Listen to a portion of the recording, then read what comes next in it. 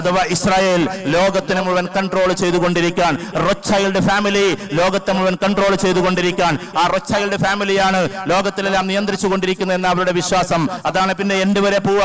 ഖിയാമത്ത് നാളിന്റെ അടയാളങ്ങളൊക്കെ നിങ്ങൾ ഓർത്തു വെക്കുന്നത് നല്ലതാണ്. പക്ഷെ അതിനോട് അറ്റാച്ച് ചെയ്യുന്ന ചില കാര്യങ്ങളുണ്ട്. ഇസ്ലാമിനെ ആഗോളതലത്തിൽ എതിർക്കാൻ 4 കാരണങ്ങളുണ്ട്. മുത്തഅല്ലിമീങ്ങൾ ഇത് മനസ്സിലാക്കണം. ഇസ്ലാമിന്റെ വ്യാപനമല്ല അവരുടെ പ്രശ്നം. ലോകത്തിലെ ഏറ്റവും വലിയ വ്യാപാരം ഒന്ന് ചൂതാട്ടമാണ്, ഗാംബ്ലിംഗ് എന്ന് പറയുന്നതാണ്. രണ്ടാമത്തെ വ്യാപാരം എന്ന് പറഞ്ഞാൽ അത് ഡ്രഗ്സ് ആണ്, എന്ന് പറഞ്ഞാൽ മയക്കുമരുന്നുകളാണ്. മൂന്നാമത്തെ വ്യാപാരം സെക്സ് ടൂറിസമാണ്. ഇവിടെ പറയാൻ എനിക്ക് മടിയുണ്ട്, അതാണ് ഏറ്റവും വലിയ വ്യാപാരം. നാലാമത്തെ വ്യാപാരം മദ്യമാണ്. ഈ 4 സാധനത്തിനെയും ഏറ്റവും ശക്തമായി എതിർത്തിട്ടുള്ള ഒരു ടീമാണ് ഇസ്ലാം എന്ന് പറഞ്ഞാൽ. അതുകൊണ്ട് കോർപ്പറേറ്റ് ഭീമന്മാർക്ക് പേടി ഇസ്ലാം വലുതാവോ ഇസ്ലാം ചെറുതാവോ എന്നുള്ളതൊന്നല്ല, അവരുടെ ബിസിനസ് നിശ്ചലമായി പോകുമെന്നതാണ്. ലണ്ടൻ സിറ്റിയിൽ നമ്മൾ പോകുമ്പോ 420 പള്ളികളെയാണ്, ഞാൻ കഴിഞ്ഞ വർഷം അവിടെ ഒരു പരിപാടിക്ക് വേണ്ടി പോയിരുന്നു, 420 പള്ളികളെയാണ് ക്രിസ്ത്യൻ സമൂഹം മുസ്ലിമീങ്ങൾക്ക് വേണ്ടി നൽകിയിട്ടുള്ളത് ലണ്ടൻ സിറ്റിയിൽ മാത്രം. ഓസ്ട്രേലിയയിലും അങ്ങനെ തന്നെ നടപ്പിലാക്കിക്കൊണ്ടിരിക്കുന്നത്. അതുകൊണ്ട് ലോകത്തിൽ അങ്ങനെ വളരുമ്പോ ഞങ്ങളുടെ ബിസിനസ് നിൽക്കുമോ എന്ന കോർപ്പറേറ്റ് ഭീമന്മാരുടെ ആശങ്കയാണ് സത്യത്തിൽ ഇതിനെക്കുറിച്ചുള്ള എതിർപ്പെന്ന് ലോകത്തിലെ ഏറ്റവും നല്ല എഴുത്തുകാരായിട്ടുള്ള നേരത്തെ പറഞ്ഞ എഡ്വാർഡ് സ്നൂഡൻ അല്ല എഡ്വാർഡ് സയ്യിദും അതേപോലെ തന്നെ നാം ചോംസ്കിയും റോബർട്ട് ഫിസ്കും ഒക്കെ അവിടെ എഴുത്തുകളിൽ എഴുതി വെക്കുമ്പോ ഞാൻ മറ്റ് കൃതിക്കാരെ ഇവിടെ ഉച്ചരിക്കാനുള്ള കാരണം അഥവാ ഇന്ന് ഉച്ചരിക്കേണ്ടത് അങ്ങനെയാണ് എന്നതുകൊണ്ടാണ്. അതുകൊണ്ട് അവർ എഴുതി വെക്കുമ്പോ ഇസ്ലാമിനെ എതിർക്കാനുള്ള കാരണം അതാണ്. അതുകൊണ്ട് എന്റെ പ്രിയപ്പെട്ടവരെ ഞാൻ അവസാനിപ്പിക്കുകയാണ്. പ്രിയപ്പെട്ട നമ്മുടെ ഈ രാജ്യത്ത് ഇങ്ങനെ വരുന്ന സമയത്ത് ആരെയാണ് ഇവർക്ക് പുറത്താക്കേണ്ടത് എന്നറിയുമോ? നമ്മളൊന്ന് ഇന്ത്യയുടെ പതാകയെ കുറിച്ചൊന്ന് ഓർക്കുക. ആ പതാകയിലേക്ക് നമ്മൾ പോകുമ്പോ ഉലമാക്കൾ അറിയേണ്ടുന്ന ഒരു കാര്യം കൂടി അതിന്റെ ഇടയിൽ സൂചിപ്പിച്ചു കൊള്ളട്ടെ. അഥവാ ഈ വരുന്ന വഴിയിൽ 2 ടെസ്റ്റിംഗ് ഉണ്ടായിട്ടുണ്ട്. ആ ഒരു ടെസ്റ്റ് വഹദത്തുൽ വുജൂദാൻ, മറ്റൊന്ന് വഹദത്തുൽ ശുഹൂദാൻ. വഹദത്തുൽ വുജൂദ് എന്ത്, വഹദത്തുൽ ശുഹൂദ് എന്ത്, ഉലമാക്കളുടെ മുമ്പിൽ വെച്ച് നിങ്ങൾ പഠിക്കേണ്ടതാണ്. എന്താണ് മുസവി മഷ്റബ്, എന്താണ് മുഹമ്മദി മഷ്റബ്, എന്തുകൊണ്ട് ദൈവബന്ധം ഉണ്ടായി, എന്തുകൊണ്ട് ജമിയത്ത് ഉലമായ ഹിന്ദ് ഉണ്ടായി, എന്തുകൊണ്ട് ഖബറിലേക്ക് പോകണം പ്രാർത്ഥിക്കണം, അതൊക്കെ വേറെ കാര്യം.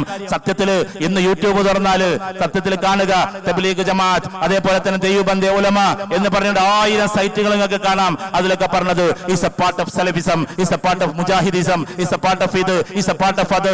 എല്ലാവരും കയറ്റി വിട്ടുകൊണ്ടേ ഇരിക്കുകയാണ്. നമുക്ക് പിന്നെ പണിയൊന്നും ഇല്ലാത്തതുകൊണ്ട് നമുക്കത് അറിയില്ല. ഇങ്ങനെയാ നമ്മളിരിക്കുന്നത്. അങ്ങനെ പോവാൻ അതിൽ നമ്മൾ അറിയേണ്ടുന്ന ഒരു വല്ലാത്തൊരു സംഭവമുണ്ട്.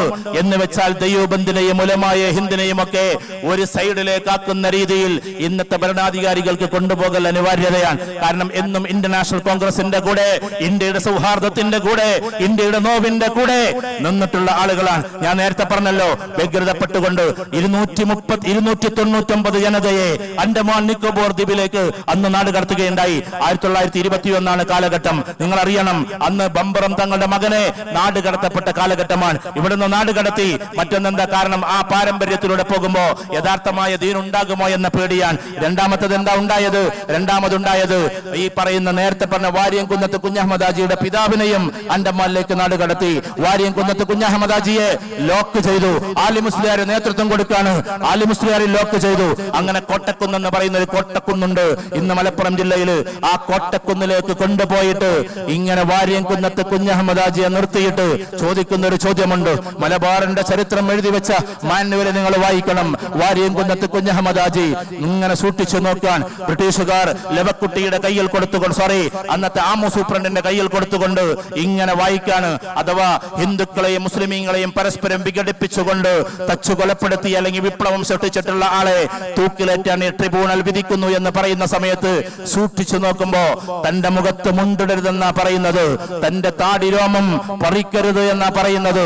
ഒരു പക്ഷേ നിങ്ങൾ ഏതെങ്കിലുമൊക്കെ സിനിമയുടെ അവസ്ഥകൾ കാണുമ്പോൾ പറിക്കാൻ പറഞ്ഞിട്ടുണ്ടാകും, അത് തെറ്റാണ്. പക്ഷെ ചരിത്രത്തിന്റെ ഗ്രന്ഥത്തിൽ കാണുന്നത് നിങ്ങൾ ഒരിക്കലും എന്റെ താടിരോമം പറിക്കരുത്, അതും കൊണ്ട് വേണം എനിക്ക് എന്റെ അള്ളാഹുവിനെ കണ്ടുമുട്ടാൻ എന്നാണ്.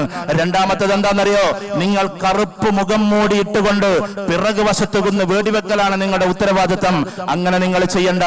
എന്റെ കണ്ണിലേക്ക് നോക്കിയിട്ട് നിങ്ങൾ വെച്ചോ. കാരണം എനിക്ക് പോകാനുള്ളത് എന്റെ അള്ളാഹുവിന്റെ അരികിലേക്കാണ്. മൂന്നാമത് പറഞ്ഞത്, നിങ്ങളിപ്പം മാപ്പ് സാക്ഷിയായി എഴുതി വെക്കുകയാണെങ്കിൽ, എഴുതി തരികയാണെങ്കിൽ നിങ്ങളെ മാപ്പ് സാക്ഷിയാക്കാം, നിങ്ങളെ വിടാം.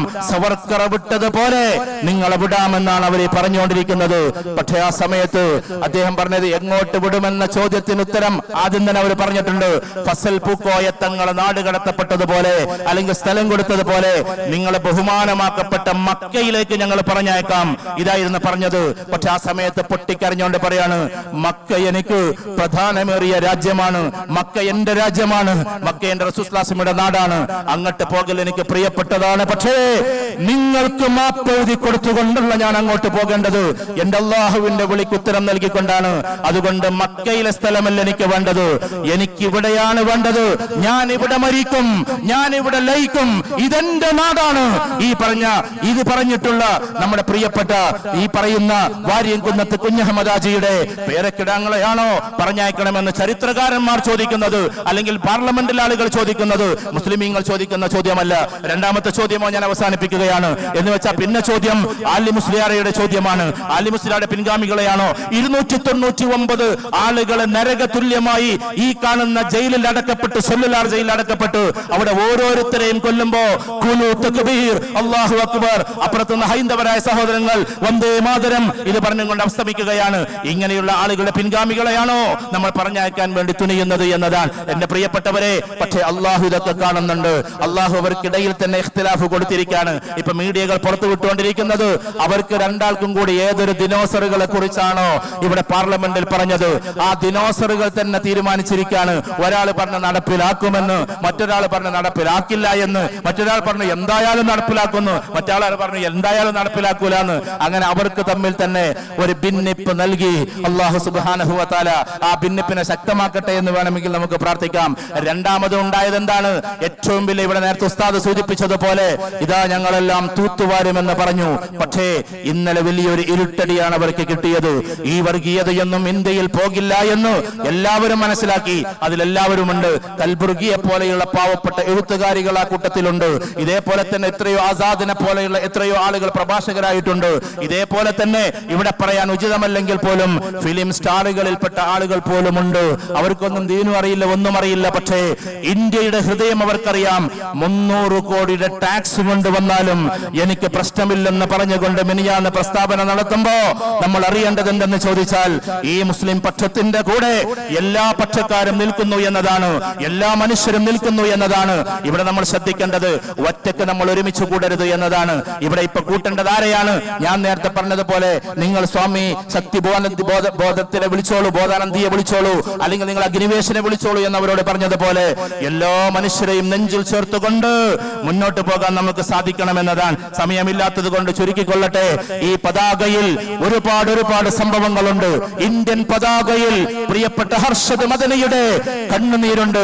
പ്രിയപ്പെട്ട അതിനു മുമ്പേ ദൈവബന്ധിന്റെ ഓരോ ആളുകളും ഇന്ത്യ പാക് വിഭജനം നടക്കുന്ന സമയത്ത് സങ്കടപ്പെട്ടിട്ടുള്ള ധാരാളം ഉലമാക്കളുടെ പോരാ, ഇന്ത്യക്ക് സ്വാതന്ത്ര്യത്തിന് വേണ്ടി ഓരോരുത്തരും മുന്നോട്ട് പോയപ്പോ പ്രിയപ്പെട്ട നെഹ്റുവിന്റെ മുമ്പിൽ വെച്ചിട്ട് ഇന്ദിര എന്ന് പറയുന്ന പെൺകുട്ടിയുടെ കത്തുകൾ പിച്ചു ചീന്തി എറിഞ്ഞപ്പോ, ഇതേപോലെ തന്നെ ആസാദിനെ ജയിലിലടച്ചപ്പോ, അതേപോലെ തന്നെ മുഹമ്മദ് അബ്ദുറഹ്മാൻ സാഹിബിനെ ചങ്ങലയിൽ ബന്ധിച്ചുകൊണ്ട് കോഴിക്കോടിന്റെ തെരുവിലൂടെ കൊണ്ടുപോയപ്പോ ബാങ്ക് മുഴങ്ങാണ് കോഴിക്കോട്ട് പട്ടാളം പള്ളിയിൽ നിന്ന് എനിക്ക് നിസ്കരിക്കണമെന്ന് പറഞ്ഞപ്പോ ബയണറ്റ് കൊണ്ട് തള്ളിയ ചരിത്രമുണ്ട്. തള്ളിയപ്പോ പറഞ്ഞതെന്താ?